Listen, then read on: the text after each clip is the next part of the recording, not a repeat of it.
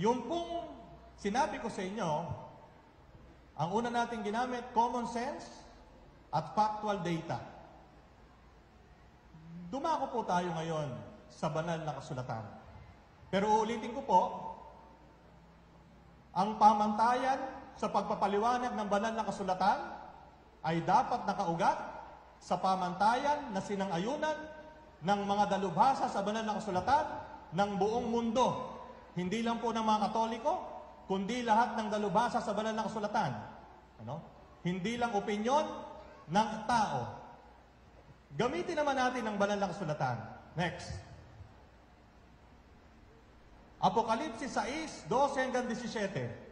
7, 1 hanggang 4. Dalawang pamamaraan ng pagpapaliwanag na tanggap ng lahat ng dalubhasa sa banal na kasulatan, maliban kay Felix Manalo at lahat ng kanyang mga kasapakat, noon magpahanggang ngayon. Bakit ko po sinasabing itong dalawang pamamaraan ng pagpapaliwanag tanggap ng lahat ng dalubhasa sa banal na kasulatan sa buong mundo? Kasi po alam niyo mga kapatid,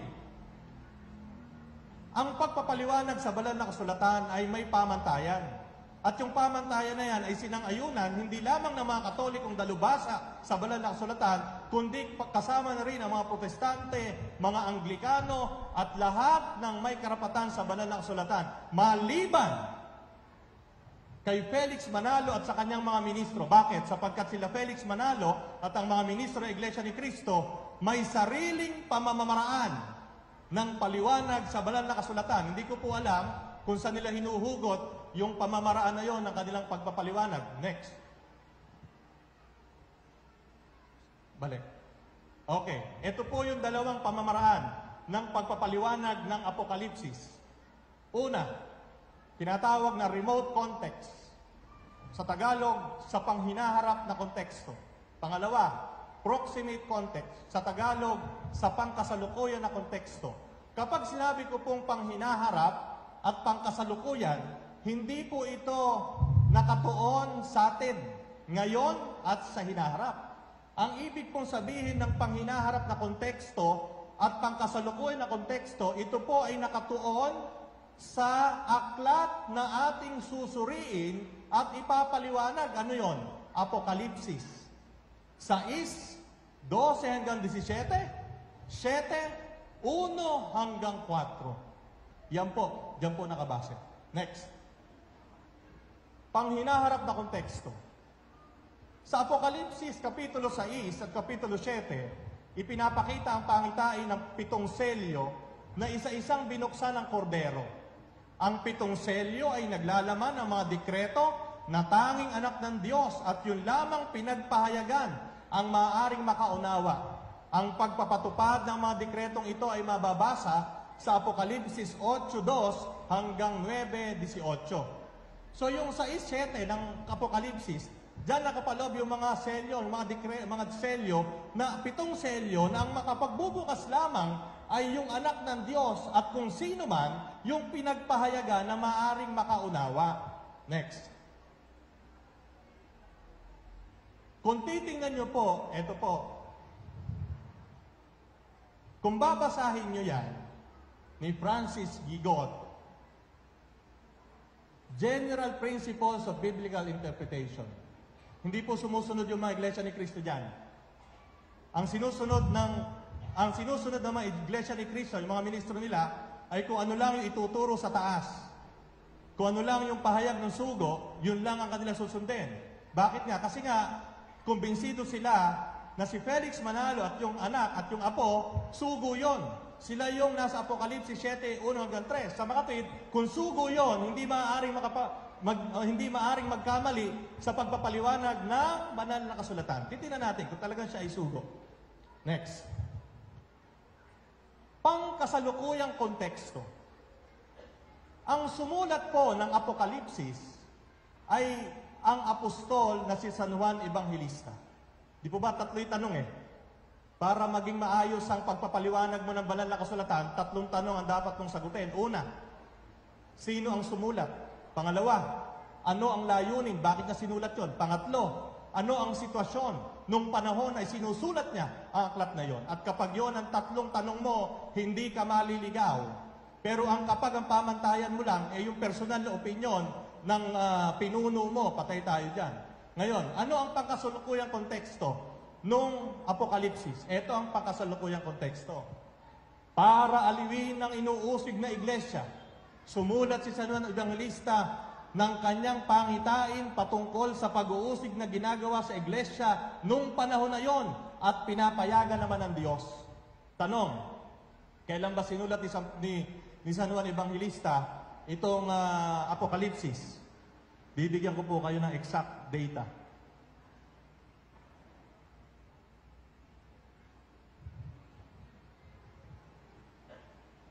Ang aklat ng Apokalipsis ay sinulat ni San Juan Bautista noong taong 94 to 96 AD.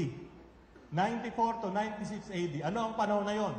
Kasagsagan ng pag-uusig at pagpatay ng mga Romano sa mga Kristiyano. Yan po yung sitwasyon nung isinulat yung Apokalipsis. Pinapatay ng mga Romano ang mga Kristiyano. Kaya nga, si San Juan Bautista, sumulat siya ng kanyang pangitain para aliwin ng mga inuusig na miyembro ng iglesia, mga iglesia, mga Kristiyano na pinapatay ng mga sundalong Romano. Next.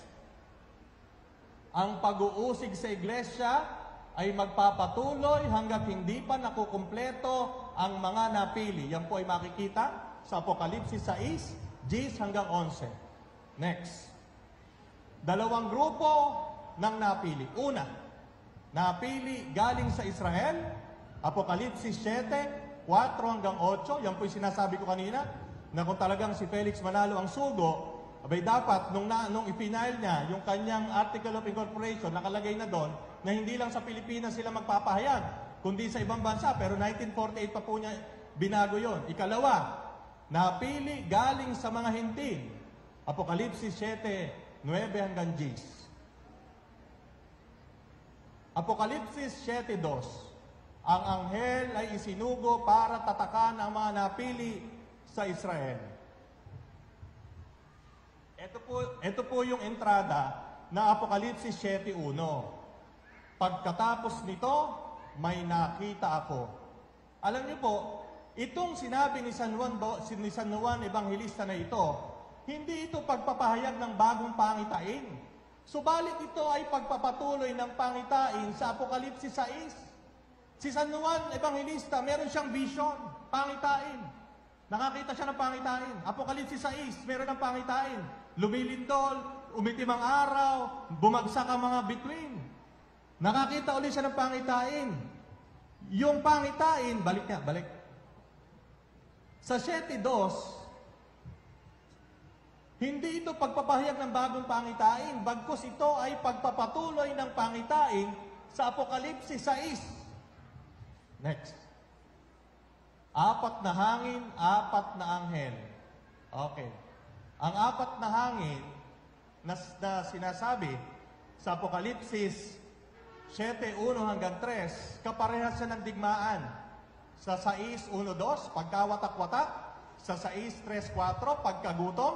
Sa 6:5-6, pagkamatayan.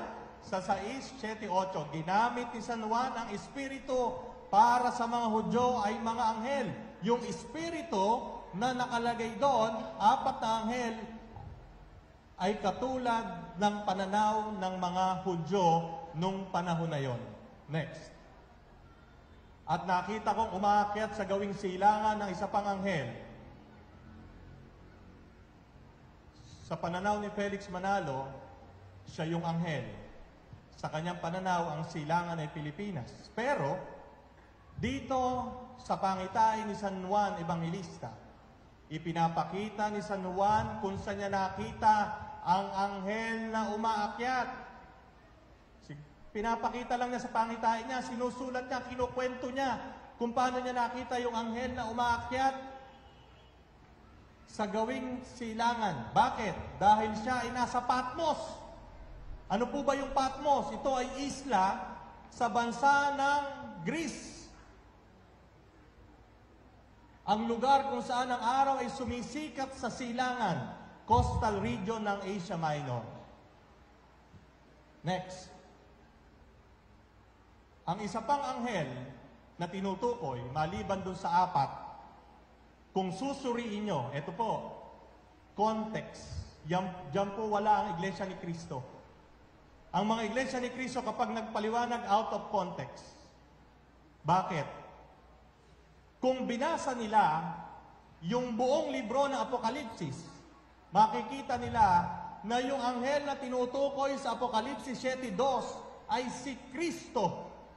Bakit? Pakipicturean po itong mga talata na ito. Lahat po ng talata na ito ay galing sa aklat na Apokalipsis. Babasahin ko po sa inyo kung bakit ko sinabing yung anghel sa Apokalipsis 7:2, si Kristo yon, hindi si Felix Manalo.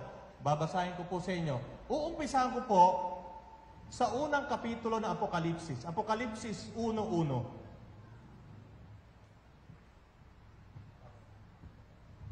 Pagkatapos po nitong part 1, magpapamerienda na po. Sandali lang po, matatapos na po ito. At habang nagpapamerienda po tayo, pwede pong magtanong sa unang bahagi. Apokalipsis 1. Sabi dito, ito ang pahayag ni Jesucristo na ibinigay ng Diyos sa Kanya at Kanyang inihayag kay Juan na alipin niya sa pamamagitan ng anghel na Kanyang isinugo. Okay. Sa unang pagkakarinig, parang sino nagsusugo? Si Kristo, di ba? Parang si Kristo. Pero ulitin ko po. Ito ang pahayag ni Jesucristo na ibinigay ng Diyos sa Kanya. Okay? Pahayag ni Jesucristo na ibinigay ng Diyos sa Kanya. At Kanyang inihayag kay Juan. So yung Diyos nagpahayag kay Kristo. Si Kristo nagpahayag kay Juan. Alipin niya sa pamamagitan ng anghel na Kanyang isinugo. Sino nagsugo ng anghel? Yung Diyos. Sino yung anghel? Si Kristo. Paano po natin malalaman na si Kristo talaga yung anghel na yan? Basahin pa po natin. Apokalipsis 7:2.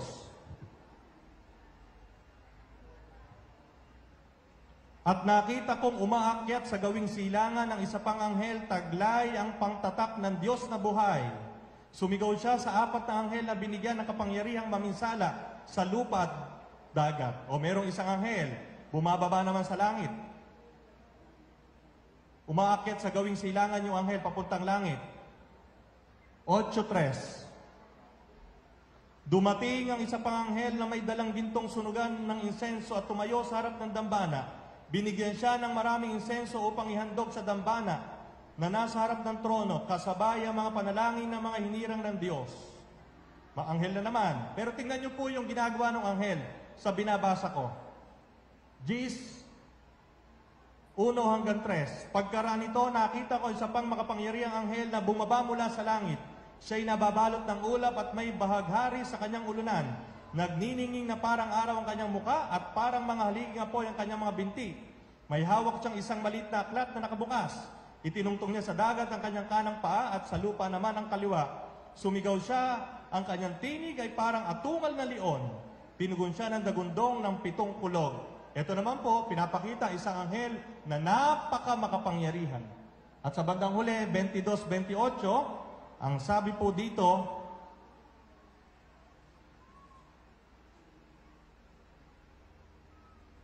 sinabing nagpatotoo na lahat na ito, tiyak nga, darating na ako. Amen, dumating ka nawa, Panginoong Jesus.